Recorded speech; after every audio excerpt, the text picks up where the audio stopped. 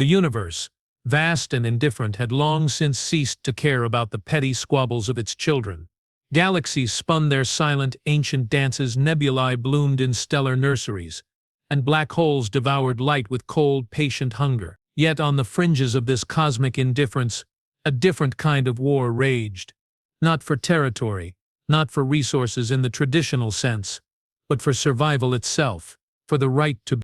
This was the age of the Accord, a fragile, galaxy-spanning covenant forged in the ashes of the Devourer Wars, where ancient, hyper-advanced species, the Cathar, the Silthari, the mycelian symbiotes, had finally agreed to coexist. Their peace, however, was built on a foundation of rigid, unyielding law. The prime directive of the Accord was simple, absolute, and brutally enforced. No species designated a death world may achieve FTL capability or interstellar expansion. The reasoning was cold, logical, born of millennia of observation. Death worlds bred species of terrifying, unpredictable violence. Their biology was a crucible of constant, brutal selection. Their psychologies were fractured, aggressive, prone to self-annihilation and the annihilation of others. To grant them the stars was to invite chaos, war, and potentially the unraveling of the Accord itself. They were to be contained, studied, preserved, perhaps, like dangerous specimens in a cosmic zoo, but never unleashed. And Earth was the ultimate death world. A planet where life had evolved not in gentle harmony, but in a relentless, tooth-and-claw arms race across continents and epochs, where intelligence had arisen not as a tool for peace, but as the ultimate weapon. Humanity, the Accord's analysts concluded with clinical detachment, was a species perpetually balanced on the knife edge of extinction. Driven by impulses the galaxy's elder races could barely comprehend, irrational hope, self-sacrifice, and a terrifying, illogical defiance. For decades, humanity had chafed under the Accord's quarantine. Confined to their single, battered solar system, they watched the stars through the bars of their cage. They built generation ships that never left the Oort cloud, dreaming of worlds they were forbidden to touch. They developed technologies that danced perilously close to the forbidden threshold of FTL, only to have them dismantled by the silent, implacable enforcers of the Accord, the Cathar Wardens. The Cathar were beings of crystalline logic and geometric grace. Tall, multi-limbed, their bodies composed of interlocking plates of iridescent chitin that shifted color with their emotional state, though true emotion, they claimed, was a primitive inefficiency. Their faces were smooth ovals dominated by multifaceted eyes that saw across spectrums invisible to humans, processing data with cold, relentless speed. They spoke in precise, modulated tones that carried the weight of absolute certainty. To them, the Accord wasn't just law, it was the fundamental architecture of galactic stability. Humanity's yearning for the stars wasn't noble, it was a dangerous malfunction in the cosmic order. On the dusty ochre plains of Mars, within the sprawling, pressurized complex of Ares Prime, that yearning burned hottest. Here, humanity's best and brightest, engineers, scientists, soldiers, worked under the ever-watchful sensors of the Cathar observation post orbiting Phobos. They built, they calculated, they dreamed, and they waited. For a crack in the Accord's armor. For a chance. Commander Anya Rostova stood at the edge of the primary hangar bay, the recycled air tasting faintly of ozone and metal fatigue. Below her, bathed in the harsh glare of work lights, lay the Odyssey. Not a ship, not yet, more a skeleton of ambition, a framework of carbon-forged struts and nascent gravitic field emitters, humming with latent power. It was humanity's most audacious gamble, Project Icarus, a vessel designed not just to reach FTL but to warp the very rules that bound them. The theoretical core, the Helios drive, pulsed with a soft internal light, a captured star held in check by human ingenuity and sheer stubborn will. Nesia wasn't an engineer. She was a soldier, a relic of Earth's last brutal continental wars, her face a map of old scars and newer, deeper lines etched by responsibility and loss. Her eyes, the color of storm clouds over the Siberian tundra, held a quiet intensity that unnerved even the Cathar observers.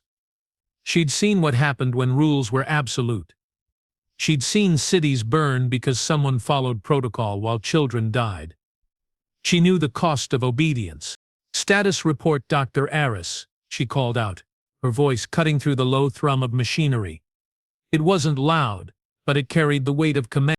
Dr. Elias Aris, lean and perpetually harried, looked up from a holographic schematic floating above his console. His fingers danced over the interface, lines of complex code scrolling past. "Stable, for now, Commander.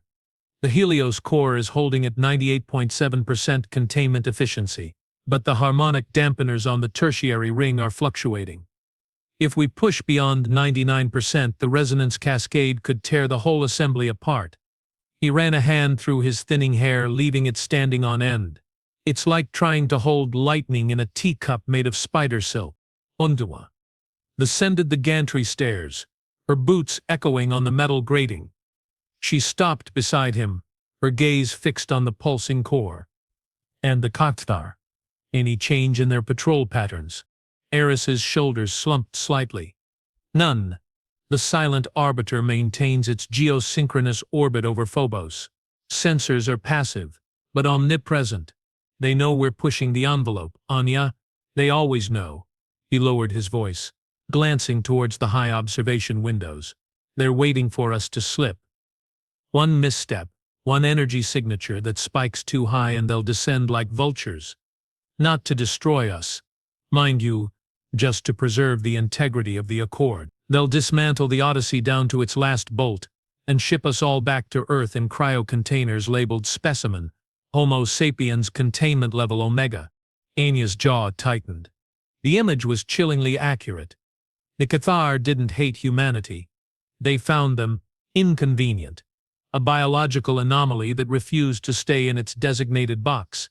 Their enforcement was clinical, efficient, devoid of malice, but utterly devoid of mercy.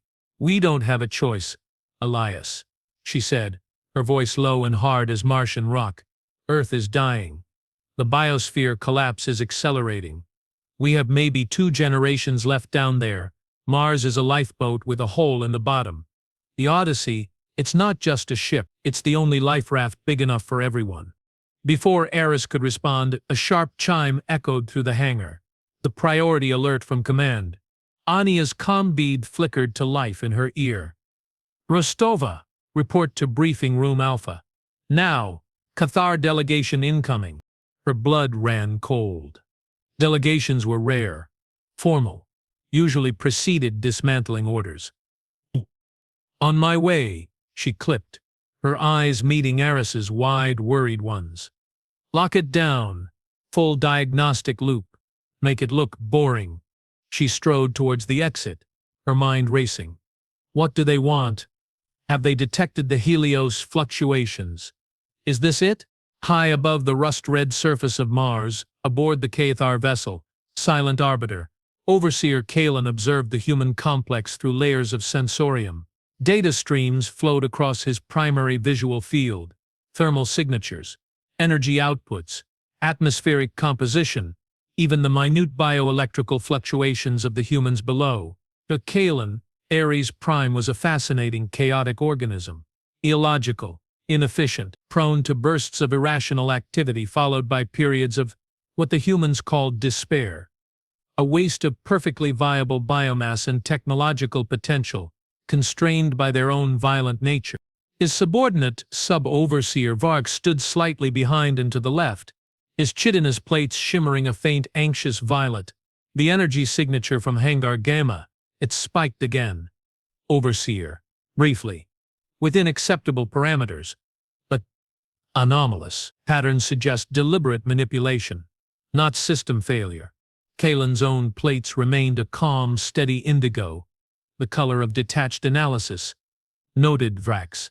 The humans are persistent, like insects gnawing at the walls of their terrarium. They seek the impossible. They seek to violate the Prime Directive.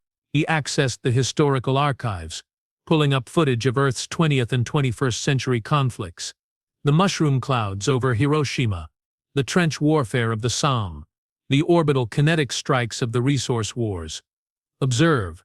Their history is a litany of self-inflicted wounds. They possess the capacity for great creation. Yes, but it is invariably overshadowed by their capacity for greater destruction. Granting them the stars would be an act of profound irresponsibility, a threat to the Accord's delicate equilibrium. Vrax's plates shifted to a deeper violet. Yet, their resilience is noteworthy, Overseer. They endure conditions that would extinguish most Class 3 biospheres. Their medical advancements, born of necessity and their constant state of conflict, are impressive. Perhaps there is nuance. Nuance is a luxury the Accord cannot afford. Sub-Overseer, Kalen interrupted, his tone sharpening slightly, a flicker of crimson at the edges of his plates betraying impatience. The prime directive exists because nuance failed. The Devourer Wars were not started by logic. They were ignited by the unchecked ambition of a species much like this one. We contain the fire before it consumes the forest. That is our duty, our purpose. He turned his multifaceted gaze fully on Vax. Prepare the delegation shuttle. We will visit Ares Prime. We will remind them of their place. And we will observe closely. If they attempt to breach the threshold, we will act with the swiftness and finality the situation demands. The preservation of galactic order outweighs the fate of one insignificant Deathworld species. The shuttle detached from the Arbiter, a sleek obsidian dart streaking towards the Martian surface. Inside, Kalen felt the familiar thrum of purpose. He was not a tyrant. He was a gardener, pruning a dangerous, invasive weed before it choked the entire garden. It was unpleasant perhaps, but necessary. Clean. Order. Inia stood rigidly at attention in Briefing Room Alpha, flanked by Aris and General Vance, the grizzled head of Mars Defense. The air hummed with tension thick enough to choke on. The massive viewport showed the Katai shuttle descending, a silent, predatory shape against the bruised twilight sky. The airlock hissed open. Kalen entered first, his movements precise, economical. Vix followed, his posture slightly less rigid, his multifaceted eyes scanning the room with what Anya could only interpret as curiosity. Kalen's gaze swept over them, lingering for a fraction of a second longer on Anya. His voice, when it came, was the sound of ice cracking under pressure. Commander Rostova. General Vance. Dr. Eris. Your project in Hangar Gamma exhibits concerning energy instabilities. Anya kept her face a mask, but her mind screamed. They know about the Helios core. Overseer Kalen, she said, her voice steady despite the hammering of her heart. All complex systems exhibit fluctuations during final assembly phases. Our engineers are conducting rigorous diagnostics. Safety is our paramount concern. Safety, Kalen repeated, the word sounding alien on his tongue. A concept your species often redefines in the heat of ambition. The Accord's safety parameters are absolute. Any energy signature exceeding threshold Sigma-7 constitutes a violation. Your current readings hover precariously close. He took a step forward, his height imposing. We are here to ensure compliance, to prevent regrettable necessity. General Vance stepped forward, his voice a low growl. We understand the Accord, Overseer. We comply, but Mars is our home. We have a right to develop technologies for our own survival within our system. The right, Kalen stated, the crimson tinge returning to his plates, is subordinate to the galactic imperative of stability. Your survival is permitted only insofar as it does not threaten that stability. Do not mistake our restraint for weakness, General, or for permission. His multifaceted eyes fixed on Anya again. Commander Rostova, your service record is extensive, marked by decisive action in untenable situations, a trait the Accord finds problematic in a Deathworld context. Restraint is the hallmark of civilization. Anya met his gaze, refusing to flinch. Restraint without purpose is just surrender, Overseer. And humanity doesn't surrender easily. The words hung in the air, a quiet defiance that made Rax's plates flicker violet. Kalen studied her for a long moment. The silence stretched, taut as a wire. Then with a slight, almost imperceptible nod he turned. We will monitor, closely. Ensure your diagnostics conclude satisfactorily. He gestured to Vrax and they turned to leave, their movements unnervingly silent. As the airlock sealed behind them, the tension in the room didn't dissipate. It coiled tighter. Vance wiped sweat from his brow. They're on the verge of pulling the plug. Anya, we're out of time. Eris looked sick. The Helios core, it's unstable. We need to initiate the final calibration sequence now, or the containment field will degrade past recovery. But doing it, it'll spike the energy signature way past Sigma 7. They'll see it. They'll come down hard.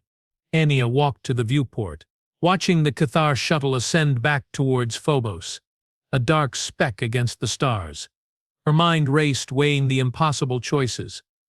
Obey the rules, condemn billions to a slow death on a dying Earth, or disobey, and risk immediate, total annihilation by the Cathar. She thought of the faces back on Earth, her younger brother coughing in the smog-choked ruins of Novosibirsk, the children in the orbital creches, born under artificial suns, dreaming of green skies they'd never see. The rules were clear. The consequences of breaking them were absolute, but the cost of obeying them, that was a different kind of death. She turned back to Eris and Vance, her storm-gray eyes blazing with a decision forged in desperation. Initiate the final calibration sequence, she ordered, her voice low but resonant with finality. Full power to the Helios core. Now. Vance paled. Any of that? I know what it is, she cut him off, her gaze unwavering. It's our only chance. Do it. Eris stared at her, then at his console, his fingers hovering over the command interface. The weight of billions of lives pressed down on him. He took a shuddering breath. Acknowledged, Commander. His fingers descended. Deep within Hangar Gamma, the Odyssey's skeleton flared with blinding, actinic light. The hum became a roar, a physical pressure wave that rattled the hangar walls. Alarms shrieked across Ares Prime. On the bridge of the silent arbiter, Kalen's plates blazed crimson. Violation confirmed. Sigma 7 threshold breached by 300%. They are attempting FTL ignition. Overseer! Resh's voice held a note of something unfamiliar. Panic? Their energy signature, it's not just exceeding threshold, it's warping local spacetime. It's unprecedented. Kalen's multifaceted eyes narrowed, processing the impossible data stream. Scramble Warden interceptors. Full combat protocols. They must be stopped. The accord must be upheld. His voice, usually so controlled, held a sliver of something raw, fear of the unknown, the terrifying specter of chaos unleashed. On Mars, Anya stood in the shaking briefing room, the emergency lights painting her face in stark red and black.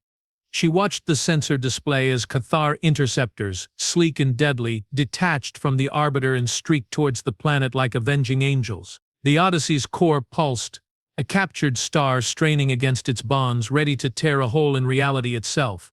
She had disobeyed every rule. Now the enforcers of those rules were coming to erase her ship and her species' last hope from existence. The hangar alarms wailed a funeral dirge. The Cathar interceptors closed in, weapons charging, their cold logic promising only one outcome: annihilation. And Anya Rostova, standing alone in the crimson gloom, smiled. Not a smile of joy, but of grim, terrifying resolve. Let them come. Let them see what happens when you corner a Death Worlder with nothing left to lose. The Cathar interceptors hit the Martian atmosphere like meteors wrapped in obsidian. Sonic booms cracked the thin air, rattling the domes of Ares Prime. Inside Hangar Gamma, the Odyssey's Helios core blazed, a miniature sun contained within a lattice of human desperation and ingenuity. The air crackled with static, raising the hair on Anya's arms as she sprinted towards the ship, Vance and Eris close behind, shouting orders into comms that were already dissolving into static. Shields at maximum. Divert all non-essential power to structural integrity. Vance bellowed, his face grim under the emergency lights, core stability holding barely. Eris yelled back, stumbling as the deck bucked beneath them. But the Cathar are locking targeting solutions. We have seconds. Anya reached the Odyssey's open boarding ramp, the heat from the core washing over her like a physical blow. Get everyone aboard. Now. She turned, drawing her sidearm, a relic from Earth's wars utterly useless against Kinthar energy weapons, but a symbol nonetheless. She wouldn't go down without a fight. She wouldn't let them take the ship without a price. Above, the lead Kathar interceptor designated Purge's Edge opened fire. Not with kinetic projectiles, but with focused graviton beams, weapons designed to disrupt molecular cohesion. To unravel matter at its fundamental level, the beams lanced down, striking the reinforced hangar roof. Metal screamed, not as it tore, but as it dissolved, collapsing inward in a silent, horrifying implosion of disintegrating matter. Ramp closing, Eris screamed from the hatch. Anya, move! Anya dove forward as the ramp began its ascent. A graviton beam sliced through the space where she'd been standing, vaporizing a support strut. She rolled onto the deck, scrambling to her feet as the inner airlock sealed with a hiss that sounded like a sigh of relief. The hangar outside was collapsing, consumed by the Cathar's surgical annihilation. Seal the primary bay. Full lockdown. Enya ordered. Her voice raw. She stumbled towards the bridge, the ship groaning around her as the Helios core fought to stabilize.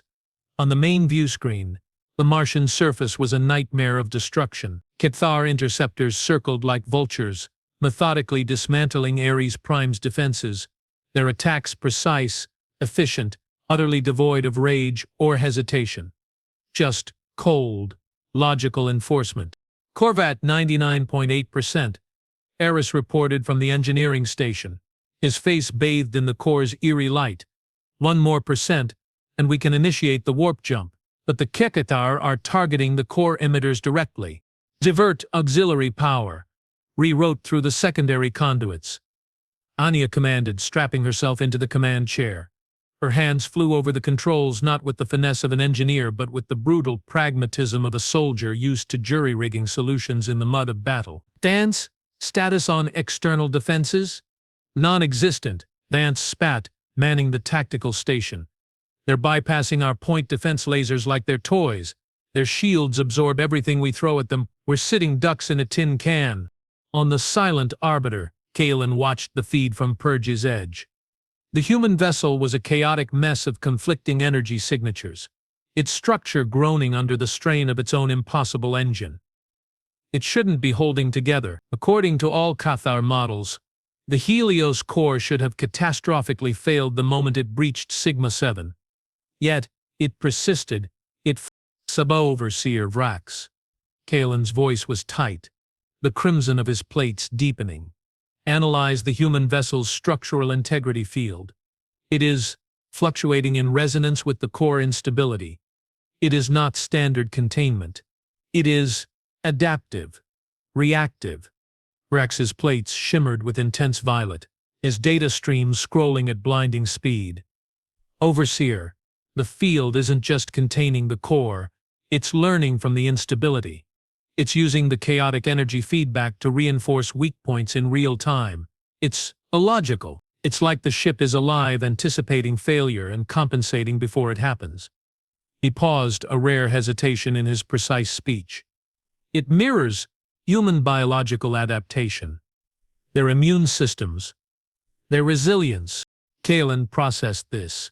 The concept was anathema. Machines didn't adapt like organic life. They followed programmed parameters. Yet the data was undeniable. The human vessel was defying physics through a kind of desperate, chaotic intelligence. Irrelevant, he stated. Though a flicker of uncertainty, a pale gray at the edges of his crimson betrayed him. Its defiance ends now.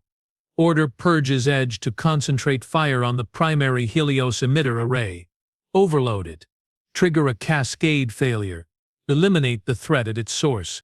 The order crackled across the Cathar comms. Purge's Edge adjusted its vector, its gravitine cannons focusing with lethal precision on the glowing heart of the Odyssey. Inside the human ship, alarms blared a new, more urgent cadence. Emitter Array Alpha taking direct hits. Eris cried, his voice cracking. Shield harmonics collapsing. We're losing containment. Anya's eyes darted across the tactical display. The Cathar interceptor was a cold, unblinking predator, its targeting solution locked. There was no dodging, no evading. They were trapped in the collapsing hangar, the core seconds from detonation or capture.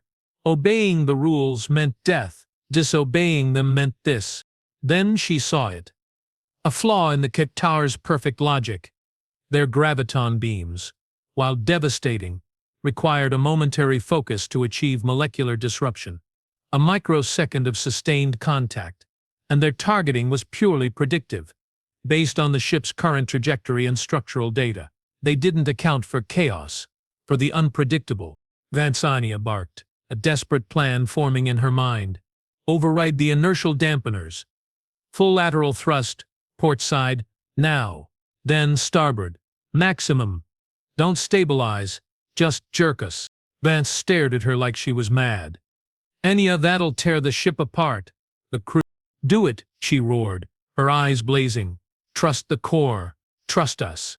Vance, seeing the absolute conviction in her face, slammed his fist on the override.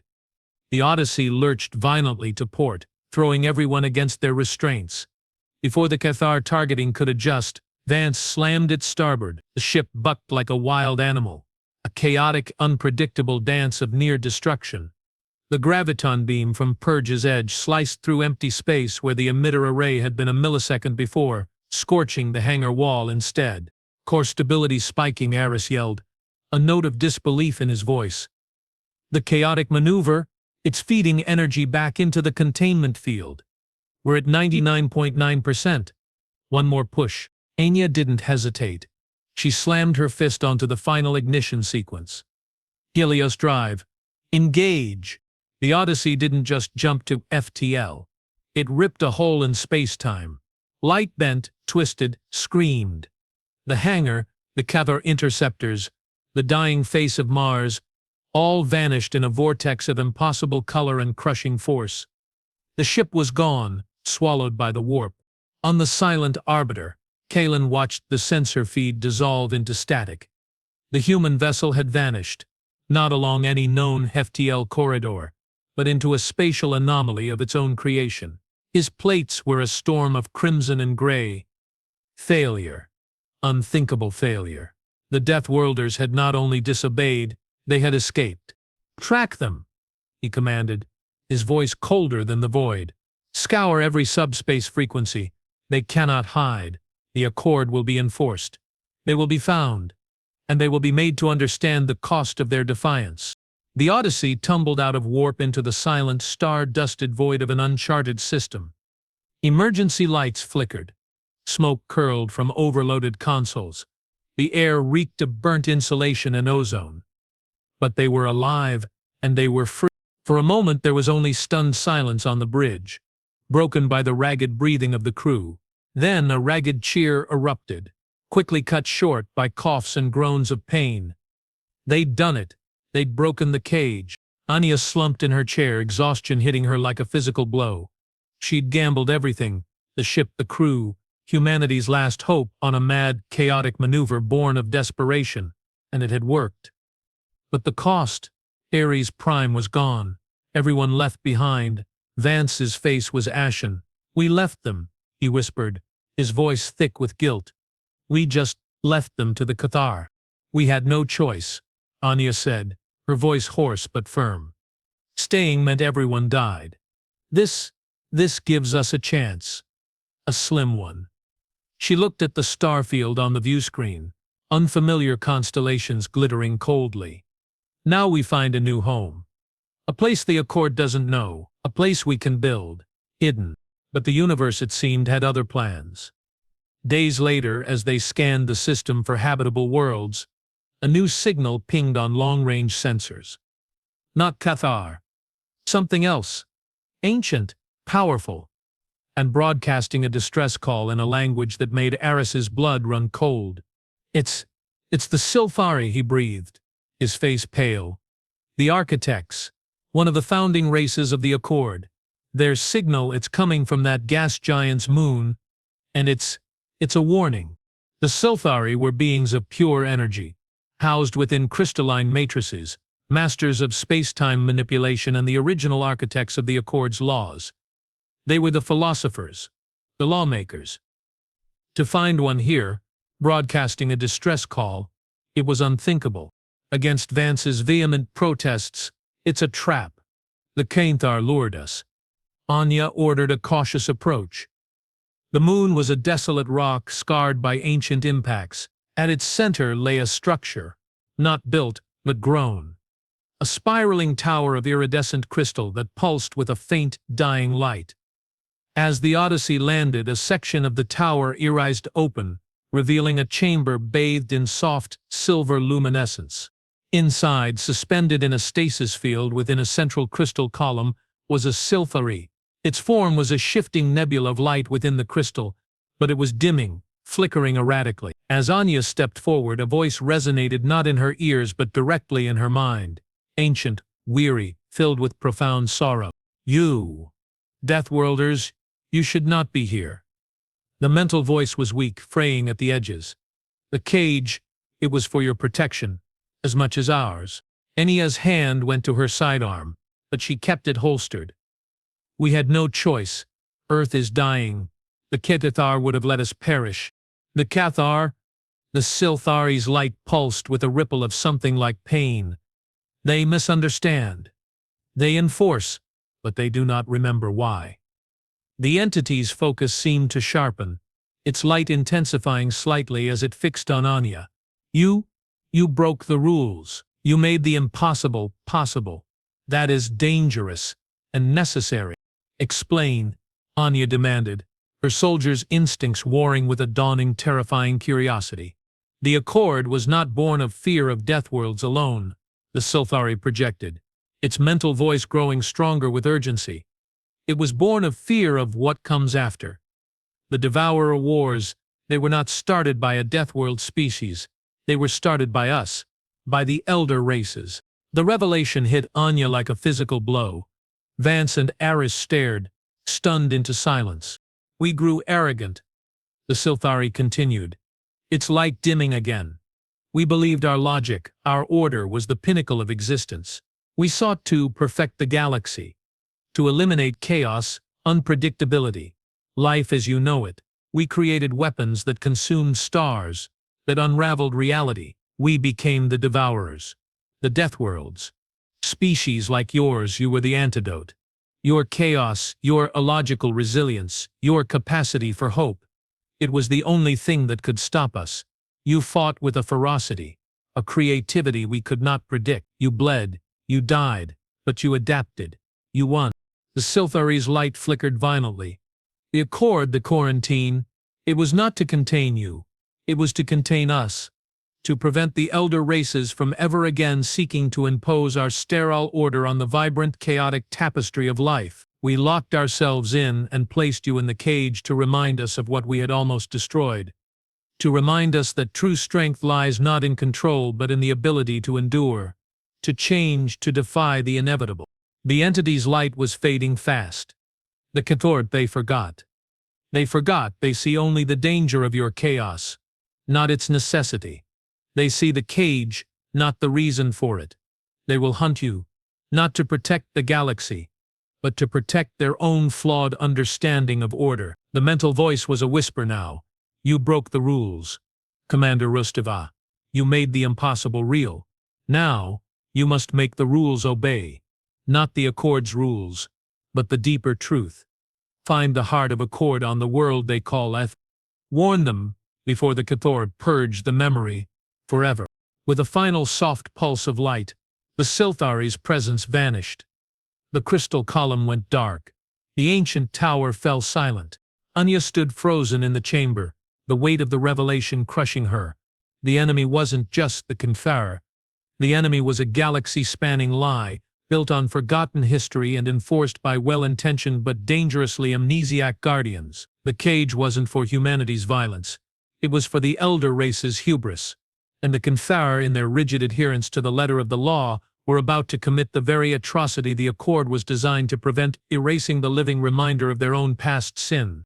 Vance looked at her, his face etched with horror and dawning understanding. "Phil, the heart of Accord. The Central Archive, the Cathar, they'll go there next. To purge the records, to erase the truth. Ania's storm-gray eyes hardened, not with despair but with a terrifying, focused fury. The rules she'd broken were based on a lie, the true rule, the rule of survival, of truth, of protecting the chaotic, beautiful spark of life the elder races had tried to extinguish. That was the rule she had to make obey. She turned towards the exit, her voice cutting through the silence like a blade. Set course for Ethel. Maximum warp. We have a truth to deliver and a reckoning to force. The journey to Ethel was a race against annihilation. The Odyssey, battered but defiant, tore through the warp lanes, its Helios course singing a song of strained defiance. Inia pushed the ship and her crew to the absolute limit. Haunted by the Silthari's dying words and the image of Cathar interceptors descending on the heart of Accord. The ancient repository world where the true history of the Devourer Wars, the real reason for the Accord, was stored. If Kalen succeeded in purging those archives, the lie would become eternal truth. Humanity's defiance would be forever branded as the ultimate transgression, and the elder race's path back to sterile, galaxy-consuming order would be paved with forgotten blood. Ethel wasn't a planet, it was a monument. Orbiting a quiet white dwarf, it was a world sculpted entirely from memory crystal.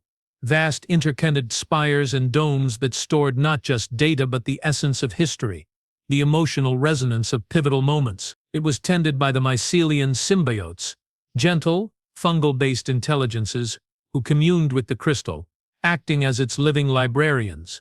They were the keepers of the truth, the silent witnesses to the galaxy's deepest shame and its most fragile hope. The Odyssey dropped out of warp on the edge of the Aethel system. The sight that greeted them froze the blood in their veins. The silent arbiter hung in orbit, a dark sentinel. But it wasn't alone. Dozens of Cathar Warden vessels formed a cordon around the crystalline world, and descending towards the primary archive spire, a structure like a frozen lightning bolt piercing the sky, were Cathar graviton lances, not firing but draining, siphoning the luminous energy from the memory crystals, turning them dull, gray, lifeless, erasing history. They're already purging it, Aris cried, his voice cracking with horror. They're not just destroying the data, they're unmaking the memory. Kalen, Ania breathed, her knuckles white on the command console. He wasn't just enforcing the Accord, he was performing a cosmic lobotomy, excising the painful truth to preserve his comfortable, ordered lie. Vance, can we get through that blockade? Vance scanned the tactical display, his face grim. Not a chance. Their formation is perfect. Interlocking fields of fire. One shot from us, and they'll turn the Odyssey into stardust before we clear the outer ring. Ania's mind raced. A frontal assault was suicide. But the Silthari's words echoed, "You made the impossible real." She looked at the draining archive spire, then at the Odyssey's own Helios core, pulsing with chaotic adaptive energy. An idea, insane and desperate, sparked in her mind. Not a weapon, a key. The memory crystals, she said, her voice low, intense. They resonate with emotional energy, with lived experience. The Silthari said they store the essence of history. What if we don't fight them? What if we feed them? Eris stared at her. Feed them? With what? With us, Ania said, her eyes blazing with the terrifying clarity of absolute conviction. With everything we are, our defiance, our pain, our hope, our chaos. The Helios core. It's not just an engine, it's a conduit. It channels the chaotic energy of a Deathworld species. What if we channel that energy into the archive? Not to destroy but to awaken it. To remind the galaxy of what it forgot. Vance looked skeptical. Ania, it's madness. We'd be broadcasting our entire history, our weaknesses, our fears, right into the heart of the enemy. Exactly, Ania said, a fierce smile touching her lips. Let them see it. Let Kalen see the truth he's trying to erase. Let the mycelians feel the raw, unfiltered reality of a Deathworld species, not as a threat but as the antidote. The Helios core can modulate the energy. We can focus it not as a weapon but as a broadcast. a transmission of pure, unvarnished being. It was the ultimate act of vulnerability, to open their very souls to the galaxy, to the enemy in the hope that the truth would be stronger than the lie. It was the opposite of everything the Cathar stood for. It was pure, illogical, human defiance. "Prepare the Helios core for maximum resonance broadcast," Anya ordered, her voice ringing with command. "Target the primary archive spire. Divert all power, shields, weapons, life support. Everything goes to the core. We have one shot." As the crew scrambled, a new alert blared. "Cathar, hailing," the comms officer yelled. On the view screen, Kalen's multifaceted eyes filled the display. His plates were a deep, furious crimson, shot through with streaks of black, the color of absolute, unyielding antink. "Commander Rostova, your defiance ends here. You have violated the Prime Directive, endangered galactic stability, and now seek to desecrate the heart of Accord. Surrender your vessel, submit to containment. It is the only logical path." Ania stood, meeting his gaze without flinching.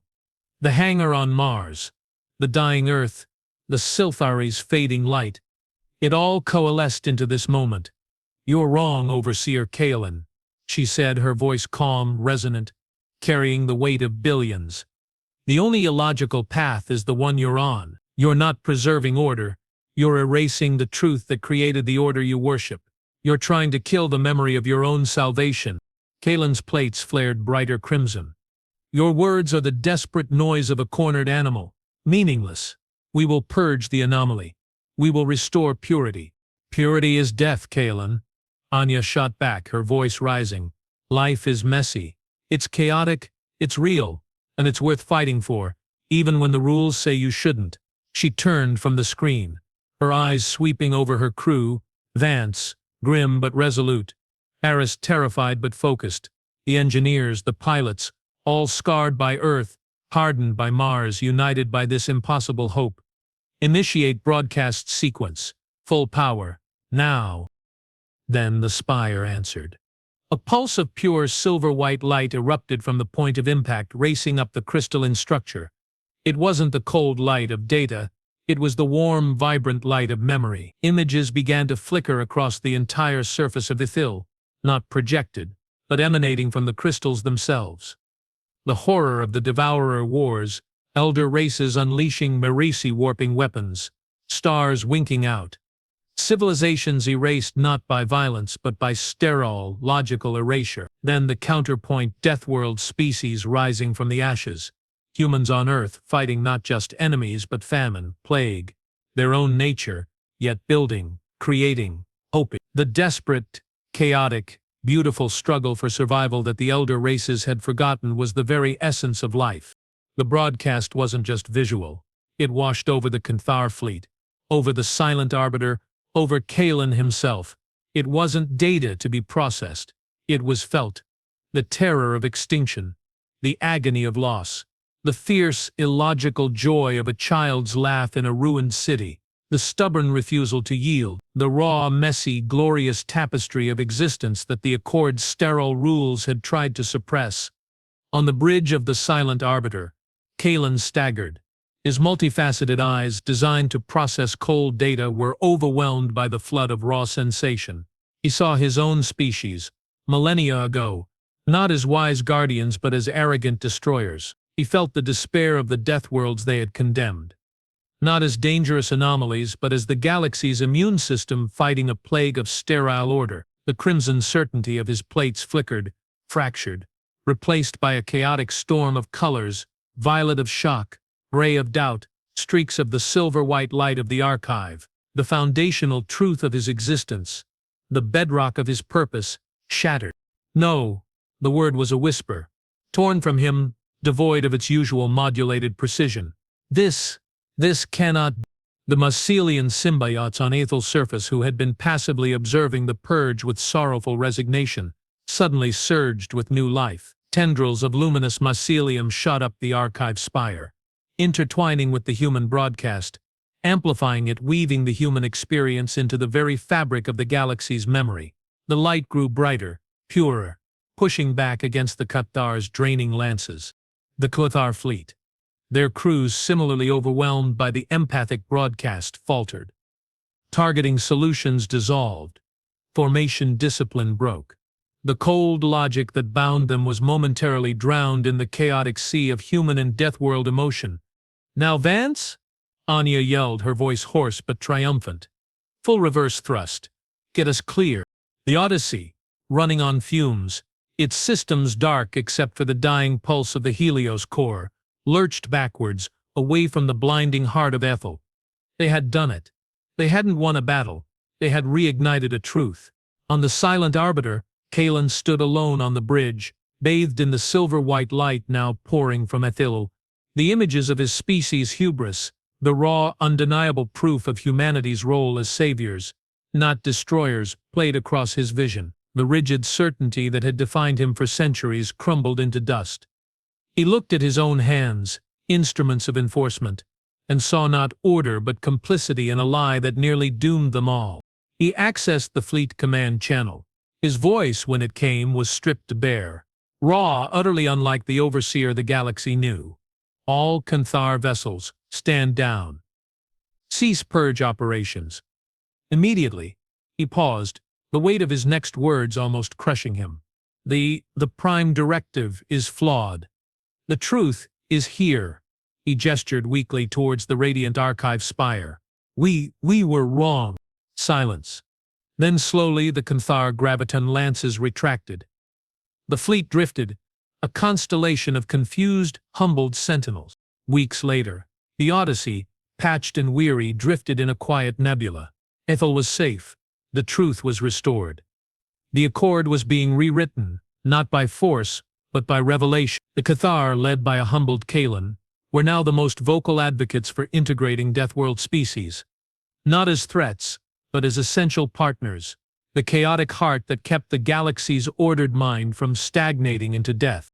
Anya stood on the observation deck, looking out at the swirling colors of the nebula. Earth was still dying, but now there was hope, not just for humanity, but for the entire galaxy. They had a seat at the table, not because they demanded it with weapons, but because they had reminded the galaxy of its own forgotten soul. Vance joined her, handing her a steaming mug of synth coffee. "We did it, Anya," he said, his voice rough with emotion. "We broke the cage." Anya took the mug, her storm-gray eyes reflecting the nebula's glow. "We didn't break the cage, Vance," she said softly. "We showed them the cage was built around the wrong prisoner. The real danger wasn't out here in the stars. It was the fear of chaos inside their own hearts." She took a sip, the warmth spreading through her. The rules, they weren't meant to be obeyed blindly. They were meant to be tested, to be made to obey the deeper truth. She looked down at her hands, scarred, calloused, human hands that had defied gods and rewritten destiny. She had disobeyed every rule, and in doing so she hadn't just saved her species. She had forced the universe itself to remember what it meant to be truly alive. Far away on the crystalline plains of Ethal, the mycelian symbiotes tended the newly vibrant archives. Within the heart of the primary spire, a new memory was being woven, not of war or enforcement, but of a small, battered ship, and the woman who dared to broadcast the messy, beautiful, chaotic truth of a Deathworld species. A truth that echoed through the stars, a silent, powerful reminder. The rules are not the law. Life is.